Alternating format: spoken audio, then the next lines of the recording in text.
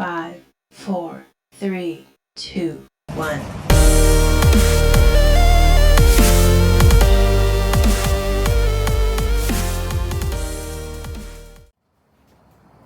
Hi everyone, I hope you're doing well. Today I'm going to do something a little different.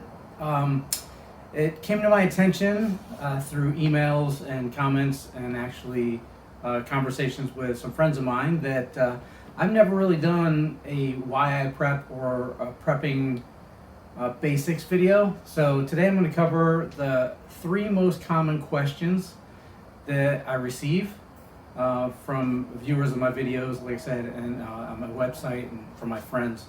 So it's just going to be me, my coffee, and you. So let's get low techy. So before we get started, I'd like to thank all my subscribers and viewers. I've told you in the past, this is a hobby of mine. I don't really make any money off the channel. I do it to help people, and I never thought that I'd have as many subscribers as I do. So thank you. That just means there's more people out there watching that hopefully I can help in some way. That being said, if you like my content, please like. If you want to watch more of my videos or know when I have new ones coming out, please hit the subscribe button. And most importantly, if someone you know and or love could get some information from my videos, please share them. Now, all that being said, I'm dipping my toes into Bitcoin again. I'm going to put my wallet address down below. If you'd like to donate something to me, that'd be awesome. It'd help me buy new stuff to show you. If not, that's fine too, no pressure. And I hope you enjoy my videos. Okay, the most common question I get, the number one question is, why should I prep? Now, personally, I look at it as a form of insurance, right? Most people pay some form of insurance, car insurance, home insurance, renter's insurance, maybe if you have an apartment, medical insurance, dental insurance. You have all these insurances, right? Some you draw off of on a semi-regular basis, like maybe medical or dental, right? But auto insurance, knock on wood somewhere, particle board, whatever. I pay for auto insurance and I haven't made a claim in years. All that money is just gone into the wind, evaporated. Now it is there, you know, in the event that I have a catastrophic accident and I need $40,000 worth of medical treatment or something like that. But odds are most people, they won't draw close to the amount of money out that they put in over the years, right? So I personally think this is one of the most valuable forms of insurance you can have for your family or yourself. And that is prepping shelter, water, food, you know, means of heat, etc. And the good thing is it's available during all types of emergencies. It doesn't have to be a big natural disaster, a hurricane or a tornado or a long-term power outage or something. It can be for those, obviously, but it could also be for if the breadwinner in the house gets laid off for a couple months and you have food stored, so you save on your grocery bills. You can cut back on your electrical costs by using some form of solar or something. Or if there's medical issues that you run into and you're laid up for 6 weeks because you have a broken leg or something, you can always fall back on your preps to get you through those hard times. Now, the second most common question that I get asked is it too late to start? No. A simple answer to a simple question, right? No, it's never too late to start. The best time to start anything is either in the past or right now. So, you know, people get a little spooked because the prices are so high for groceries due to inflation, etc. And man, the world is a crazy place these days. I'm an old guy and I've seen good times and I've seen bad, right? And I've never seen as much crazy as this is happening right now. I mean, you have a spy balloon floating over the continental U.S. You've had natural disasters in California with floods, Texas with ice storms. You have crazy weather. You have civil unrest in pockets all over the U.S. due to different current events. The world, I don't think is going to get any calmer for a while. I think it's going to be crazy for quite some time. So it's never too late to start and be as prepared as you possibly can be. So the third most common question that I get is, how do I start prepping?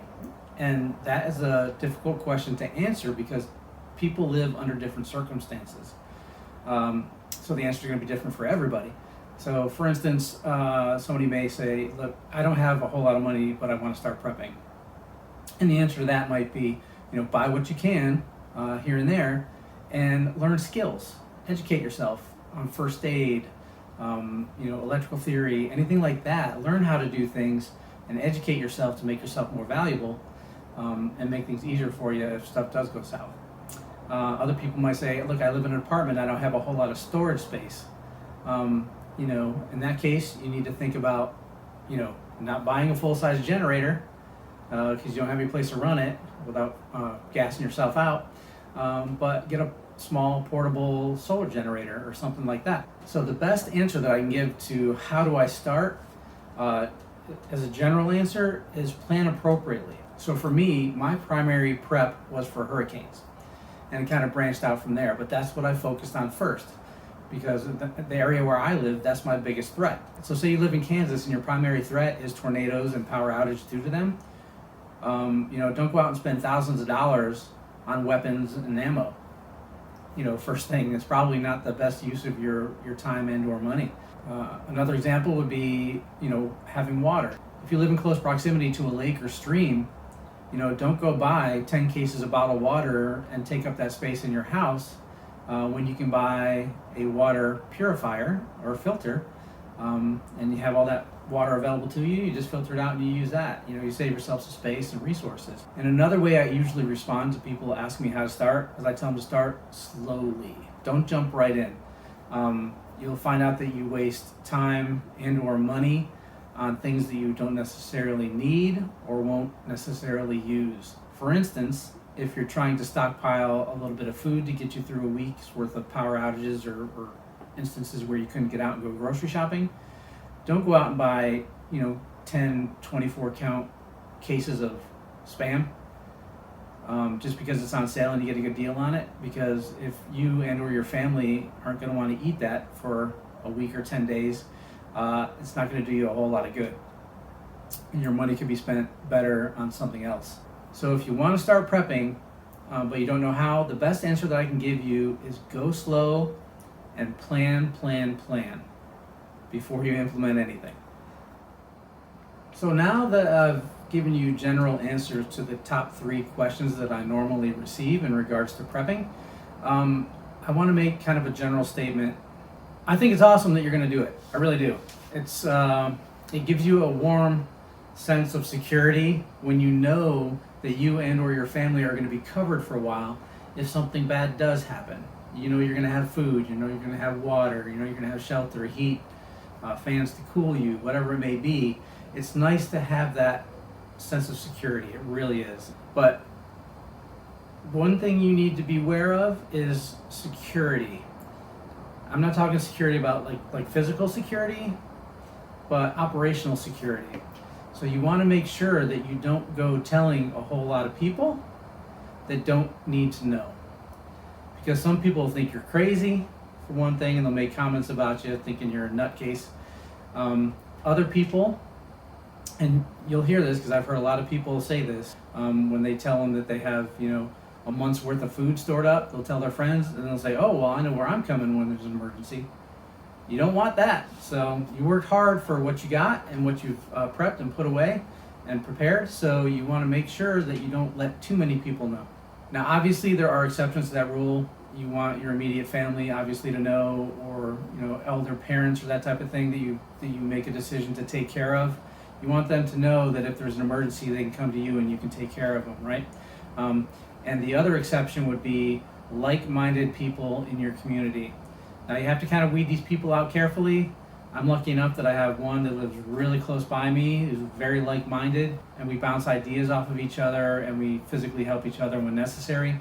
It's nice to have 1 or 2 people like that. Keep that in mind. You want to filter the people that you actually share your information with, because they'll either think you're crazy or they might want to take advantage of you.